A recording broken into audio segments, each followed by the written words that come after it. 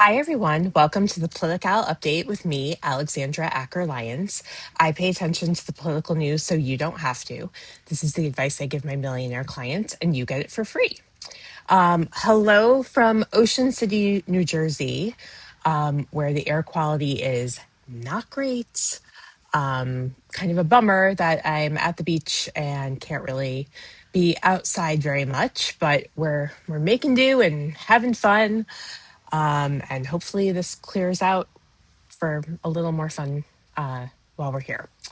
Um, okay, candidate news. The Arizona primaries are next week, and we are waiting to see how crazy the Republican nominees are going to be. There are two competitive House primaries in prime flip opportunities, so anxiously watching that. Maine's new convention will take place on July 25th. There are 13 officially declared candidates. Seven are considered top tier.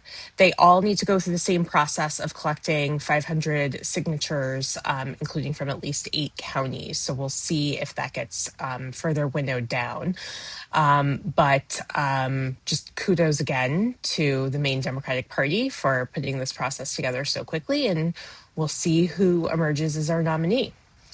Donald Trump endorsed Mike Lindell, the My Pillow guy, for governor of Minnesota. He is not considered to be the most qualified or electable candidate, shocker, but he endorsed him anyway out of loyalty, and this will now make an already very safe race even safer, especially if he does win that primary in a couple of weeks. So Godspeed.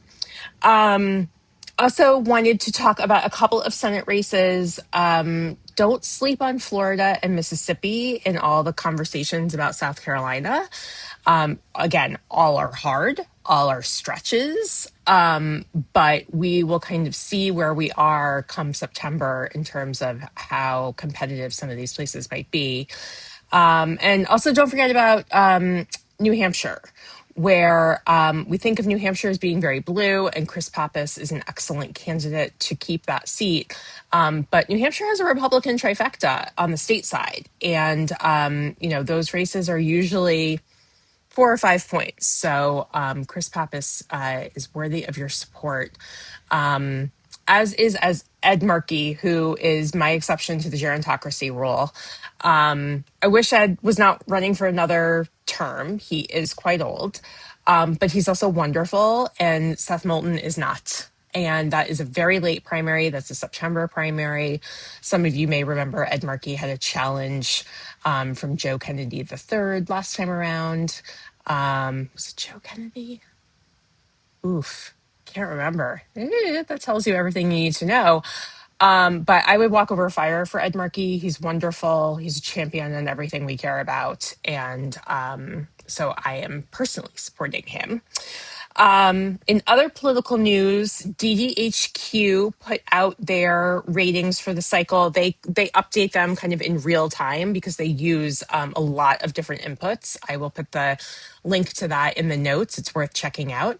They list only 7 seats as House toss-ups, but a stunning 5 toss-ups in the Senate. So that tells you a lot about kind of the uncertainty that we're seeing in this election. And they give Democrats a 61% chance to control the House and a 43% chance to control the Senate. That 61% number is not where it needs to be. That number makes me nervous. The Senate number feels pretty right to me.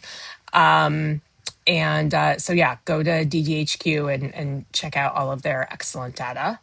Todd Blanche, not a good person, is coming after mifepristone, like pretty explicitly, and abortion in general, and birth control. They're coming after birth control too.